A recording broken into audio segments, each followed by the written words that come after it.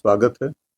इस प्रेस वार्ता को विशेष रूप से बुलाया गया है क्योंकि माननीय पोक्सो न्यायालय से एक महत्वपूर्ण आदेश प्राप्त हुआ है चित्रगुप्त थाना कांड संख्या के संबंध में, जिसके बारे में आप सभी को जानकारी है कि पुलिस मुख्यालय के निर्देशानुसार एसआईटी द्वारा इसका अनुसंधान किया जा रहा था और उसके बाद वर्तमान में बिहार सरकार के द्वारा इस कांड के अनुसंधान अग्रिम अनुसंधान हेतु सीबीआई को कार्यभार सौंपने का जो अनुशंसा की गई। इस कांड के संबंध में जो माननीय न्यायालय का आदेश प्राप्त हुआ है उसके अनुपालन हेतु आप लोगों की सुविधा के लिए कुछ इस मामले के जो तथ्य हैं उनको आपके सामने जो एसआईटी के विभिन्न सदस्य उनके द्वारा रखा जाएगा ताकि इसके माननीय न्यायालय के आदेश का जो है अनुपालन किया जा सके। एसआईटी के द्वारा जो इस संबंध अनुसंधान के दौरान जो तथ्य आए हैं उनको जो पुलिस मुख्यालय को पुलिस महानिदेशक महोदय को एक तथ्य प्रतिवेदन समर्पित किया गया, जिसके आधार पर एसआईटी के द्वारा जो विभिन्न तथ्य हैं इसमें उनसे आप लोग को अवगत कराया जाएगा ताकि माननीय न्यायालय का जो आदेश है उसका अक्षरशः अनुपालन करने में जो भी संबंधित है उन सभी को सुविधा हो। पहले तो 9 जनवरी को विक्टिम के परिवार के द्वारा कदमकुआं थाने के एक पुलिस पदाधिकारी को फर्द बयान दिया गया। उस फर्द बयान को चित्रगुप्त नगर थाने को अग्रसारित किया गया। फर्द बयान प्राप्त होने के साथ ही वहां पे उस फर्द बयान के आधार पे एक प्राथमिकी दर्ज की गई सुसंगत धाराओं में। सूचना प्राप्त होने के साथ ही चित्रगुप्त नगर थाने की पुलिस पदाधिकारी एवं एफएसएल की टीम के द्वारा घटनास्थल जो बताया गया था फर्द बयान में उसका बृहद रूप से निरीक्षण किया गया। निरीक्षण के क्रम में सबसे पहले तो ये पाया गया कि पूरे घटनास्थल पे सीसीटीवी का व्यापक कवरेज मौजूद है। सीसीटीवी के डीवीआर का अवलोकन किया गया। अवलोकन करने के उपरांत उसे विधिवत जब्त करके एफएसएल जांच हेतु अग्रसारित कर दिया गया। साथ ही साथ एफएसएल के द्वारा घटनास्थल पे जो भी महत्वपूर्ण साक्ष्य मौजूद थे उन्हें विधिवत सीज करके फोरेंसिक जांच के लिए भेज दिया गया। साथ ही साथ जो भी संबंधित वहां पे लोग थे इस घटना से, जैसे उस हॉस्टल के वार्डन हो गए, वहां रहने वाली अन्य लड़कियां हो गई, गार्ड्स हो गए, साथ ही साथ जो हॉस्पिटल में पीड़िता के परिवारजन थे और डॉक्टर जिन्होंने उनका इलाज कर रहे थे, उन सभी का बयान लिया गया। उन सभी के बयान का वीडियो भी बनाया गया।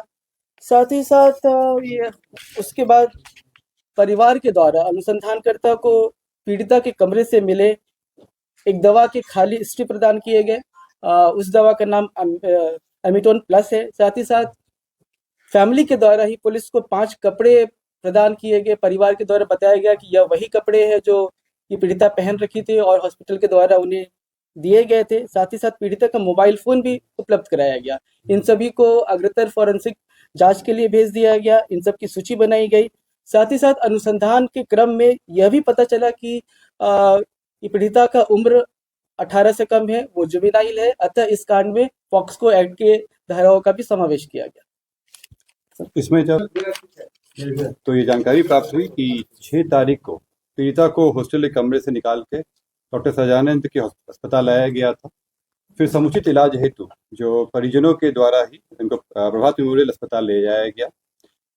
अग्रतर अनुसंधान में बात निकल के आई कि जब इनको प्रभात मेमोरियल अस्पताल ले जाया गया तो वहाँ पे ये कोशिश की गई कि पुलिस केस दर्ज ना हो, परंतु प्रभात मेमोरियल के द्वारा 6 तारीख को एमएलसी काटा गया और थाना को इसके बारे में सूचना दी गई।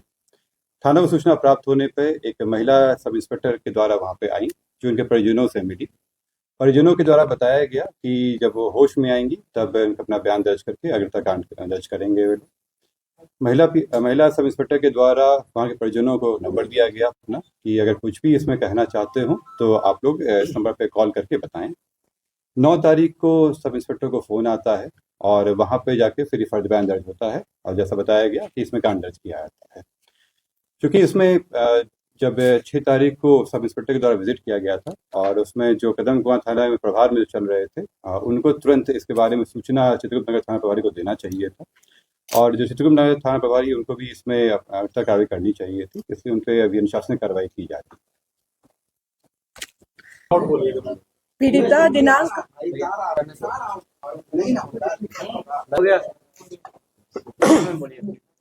पीड़िता दिनांक 6 जनवरी से लेकर 10 जनवरी तक प्रभात मेमोरियल हॉस्पिटल में इलाजरत रही। अनुसंधान के क्रम में प्रभात मेमोरियल से ट्रीटमेंट एवं डिस्चार्ज रिकॉर्ड को प्राप्त किया गया।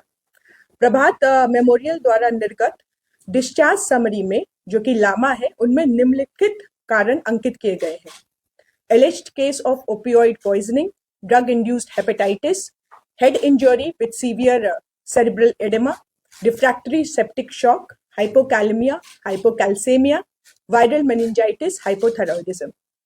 इलाज के क्रम में ही पीड़िता का यूरिन टेस्ट रिपोर्ट प्राप्त किया गया, जहां ओपिएट एवं benzodiazepine screen urine test positive पाया गया।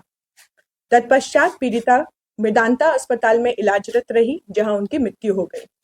मेदांता द्वारा प्राप्त डेथ समरी में diagnosis and cause of death में निम्नलिखित कारण अंकित किए गए हैं: refractory shock, cardiogenic shock, septic shock, opiate and benzodiazepine poisoning. Medanta में पीड़िता के मृत्यु के पश्चात मेडिकल बोर्ड का गठन कराकर वीडियोग्राफी करते हुए पोस्टमार्टम किया गया। पोस्टमार्टम रिपोर्ट के मंतव्य में यौन हिंसा की संभावना से इनकार नहीं किया गया। प्रभात मेमोरियल अस्पताल एवं मेदांता से प्राप्त medical records, PM report, PM video को पटना एम्स में स्पष्ट मंतव्य हेतु अग्रेसारित किया गया है।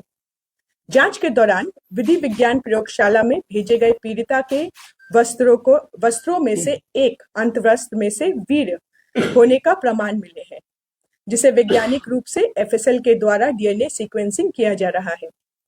एसआईटी टीम के द्वारा जांच का दायरा बढ़ाते हुए माननीय न्यायालय से आदेश प्राप्त करने के पश्चात अन्य संभावित संदिग्धों का डीएनए सैंपलिंग कराया जा रहा है।